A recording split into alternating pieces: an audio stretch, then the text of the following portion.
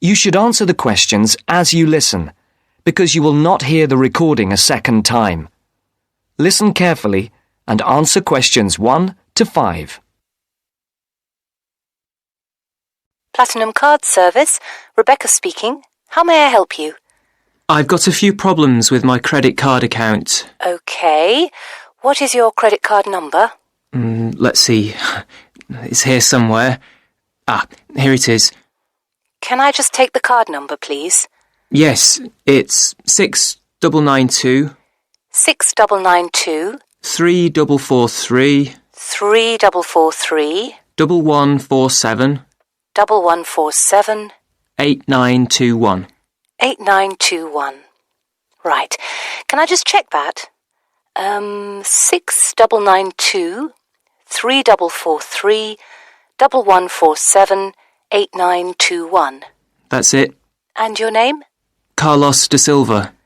I just need to check a few details for identification and security, if you'll bear with me. That's okay. And what's your postcode? SE1 8PB. SE1 8PB. That's it. Vauxhall Close, London? Yes, that's right. And the house number? 43. And can you give me your date of birth? 13th of the 7th, 63. And one further check, if I may. Can you give me your mother's maiden name? Yes, it's Moore. Is that M-O-O-R-E? Yes, that's it. Before the caller and operator continue their telephone conversation, look at questions 6 to 10.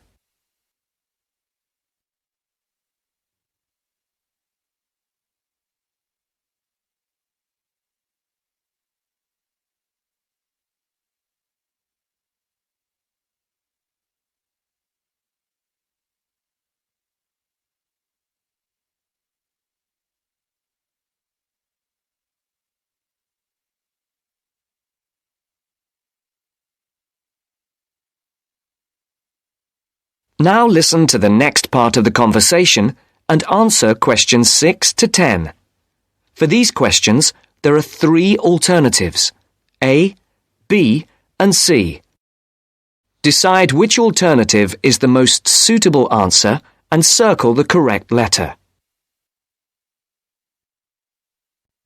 Yes. Now, can we get on with this? Yes, sir, certainly. I'm sure you'll appreciate that all these checks are necessary for security reasons. So, what exactly is the problem? Problems? Okay. Well, first, your computer seems to have gone mad. I sent you £500 and on the statement for the account it shows that I only paid £300. Yes. The account does only show £300 was paid. Well, I paid the £500 in at the bank and I have my receipt, and my bank statement shows that £500 has been taken from my account. Oh, I see. What I'll do is check with the bank and see what they say. OK. You said there was something else? Yes, as if that wasn't enough.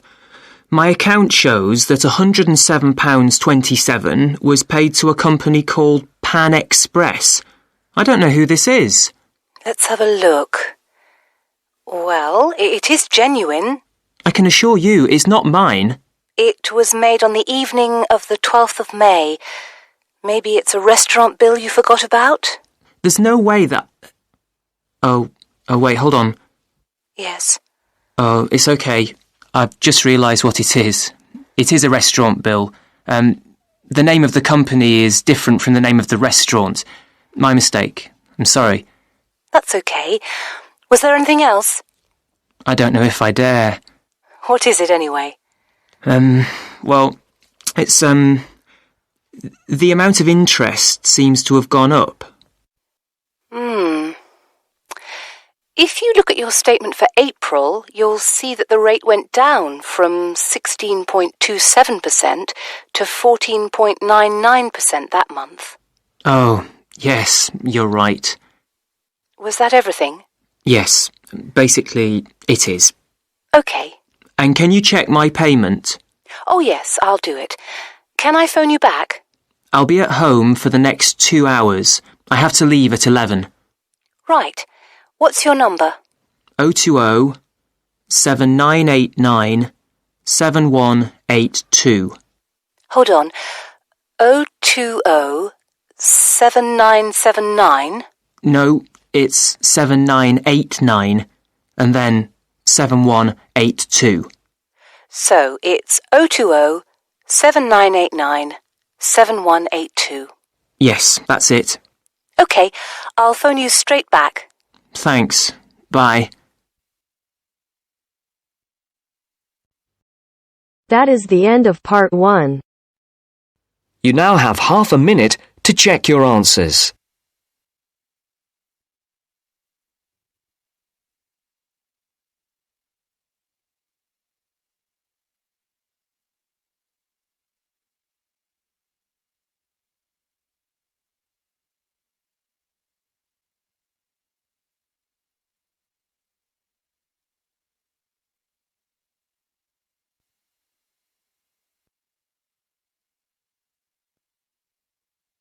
Now turns to part 2. Part 2. You are going to hear a teacher helping high school students visiting from an overseas school to fill in a school excursion permission note. First, you have some time to look at questions 11 to 17.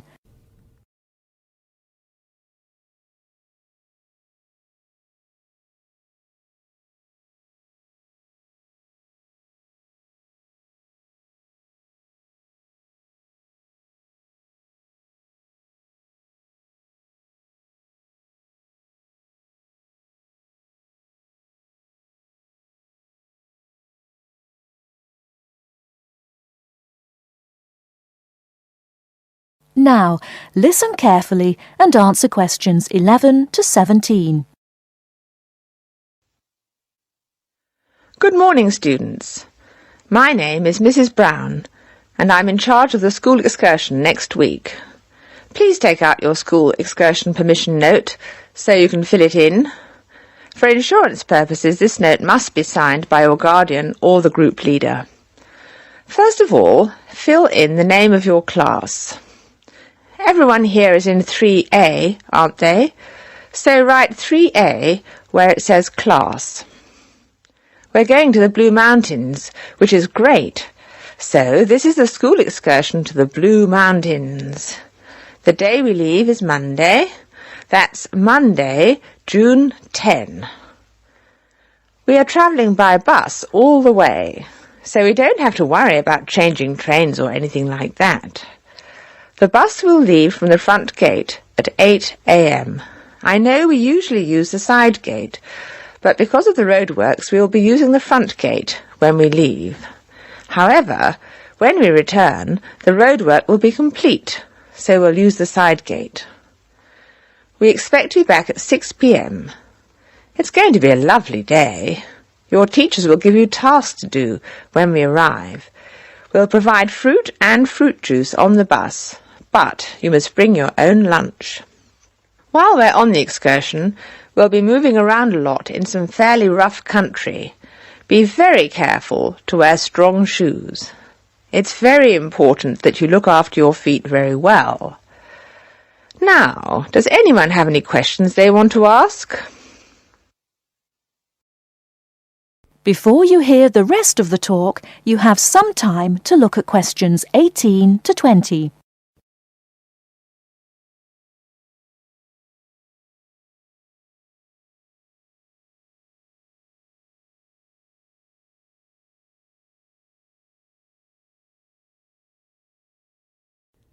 Now listen and answer questions 18 to 20. No questions? OK. I'd just like to fill in a few more details. The bus should arrive in the Blue Mountains at 11 a.m. We'll have time to do the first of our tasks before lunch. The bus is not a new one, but it does carry one piece of special equipment, a first aid kit. I certainly hope we won't have to use it, but it's nice to know it's there in case we have a medical emergency. The other class on this excursion is 3B, so I know it'll be a good day. The last time 3A and 3B went out together was a thoroughly successful excursion. That is the end of part 2. You now have half a minute to check your answers.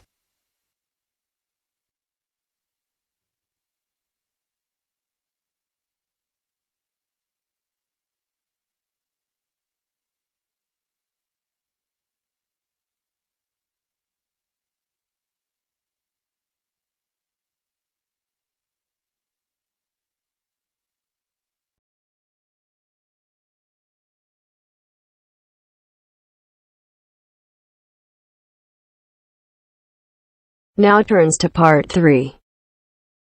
Part 3. You will hear a business studies student called Sam talking to his tutor about an IT project he is going to do for a local company called Turner's. First, you have some time to look at questions 21 to 26.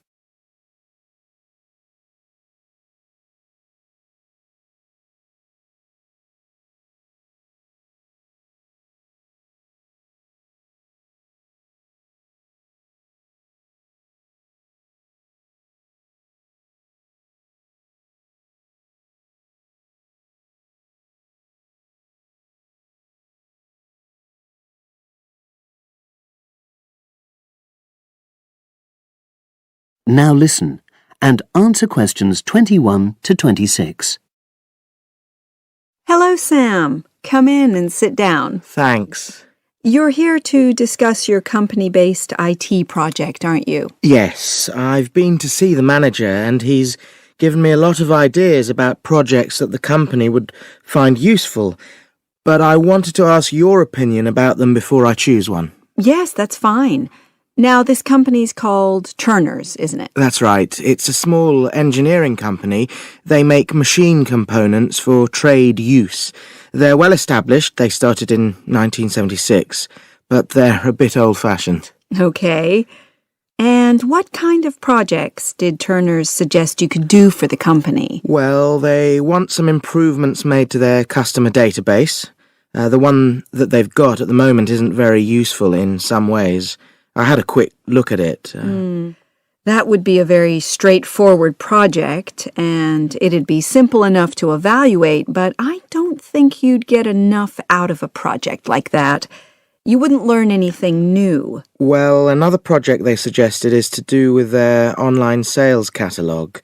At the moment, customers can look at their products, but they can't actually order them online, which must affect their competitiveness. But I said I thought it would take too long. It's quite a big task. You're right. It's too much for the time you've got. It's a pity, though.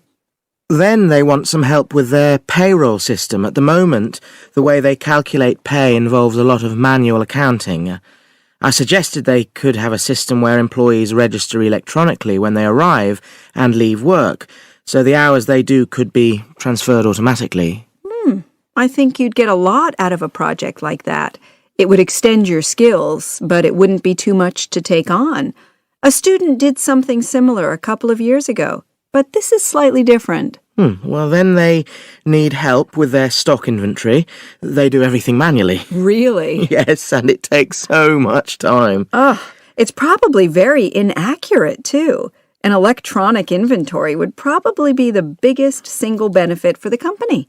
I'm surprised they haven't had it done before. I know. Then they wanted to improve their internal security. The manager had visited other companies where the staff use swipe cards to access various areas of the building. It sounded useful, but the trouble is I'm not really sure how to do it. Well, I think you're right in that assessment. At the moment, it's probably a bit beyond your level of knowledge. Is that all? Just one more. Customer service. They want to be able to collect feedback from their customers in a more systematic way. At the moment, it's a bit of a mess, and they probably lose business as a result. Would that involve you going to see customers at their own premises? Because in that case, you might have to do a fair amount of traveling, and that would incur expenses that haven't been agreed with these companies. I never thought of that. Well, it might not be a problem, but it's something that needs clarifying. Well, I hope that's been helpful in narrowing down the options. Yes, it has, thanks. I'll be able to make a decision now. But while I'm here, can I talk to you about coursework? Sure. Now you have some time to look at questions 27 to 30.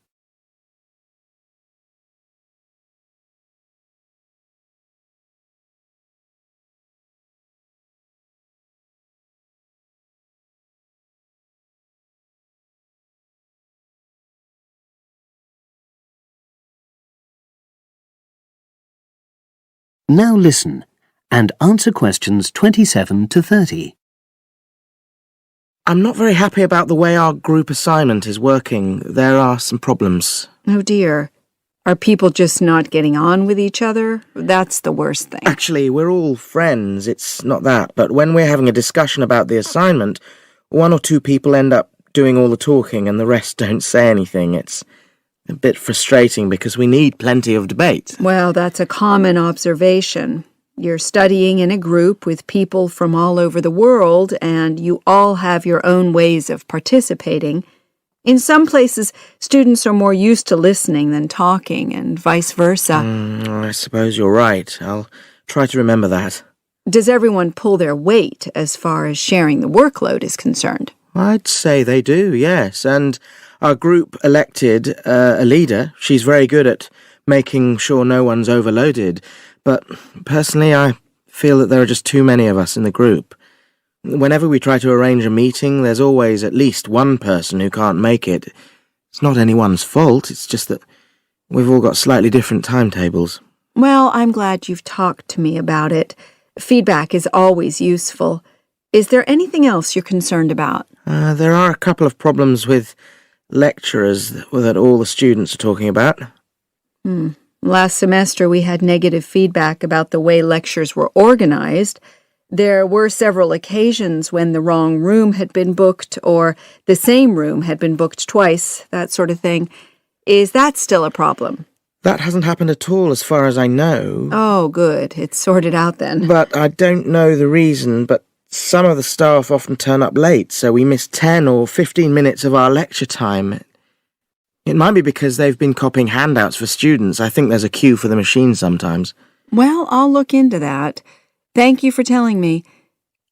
Anything else? The other thing is that it can be very difficult to get to see a lecturer individually. They're all very supportive and friendly when you do manage to find them, but often they're not in their office, even at times when they're meant to be available for consultation. Okay, that's helpful. Now, before you leave, That is the end of part 3. You now have half a minute to check your answers.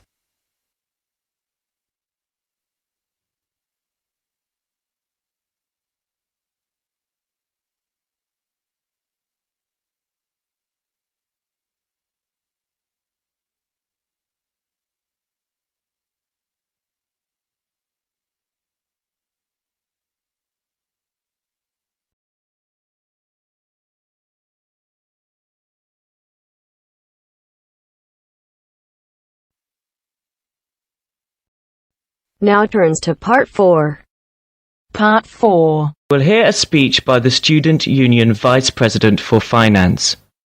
First, you have some time to look at questions 31 to 40.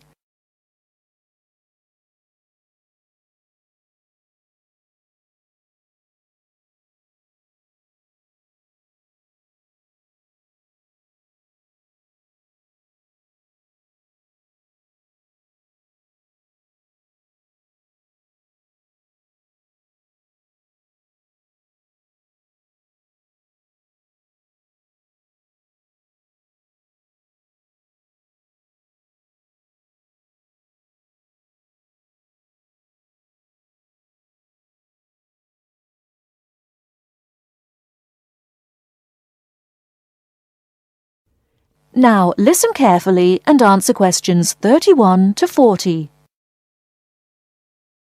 Now you will hear the speech. Hello, as VP of Finance, my job is to oversee the spending of our grant to ensure that all areas of student union activity run efficiently and smoothly, without any financial headaches. I have a thoroughly efficient finance team. Ursula, Ella, and Henrik. We are all here to help you as best as we can. Remember that even though I administer the union's finances, it is ultimately you who has the final say in expenditure policy, either directly, through the democratic process of the general meetings, or by voicing your opinions through the Executive Finance Committee. I would like to take this opportunity to thank last year's VP Finance, Martin Curry, for his excellent work in improving the financial running of the union to what it is today. Finally, remember to enjoy yourself and to use the union facilities and services to the full. And if you're still not satisfied, come and let us know why. Extra note, in order to maximise my time as VP Finance and to give a more efficient service to students, the Finance Office will only be open to students from 11 o'clock a.m. to 1 o'clock p.m. and 2 o'clock p.m. to 3 o'clock p.m. The Cashier's Office will be open from 12 o'clock noon to 2 o'clock p.m. daily. That is the end of part 4. You now have half a minute to check your answers.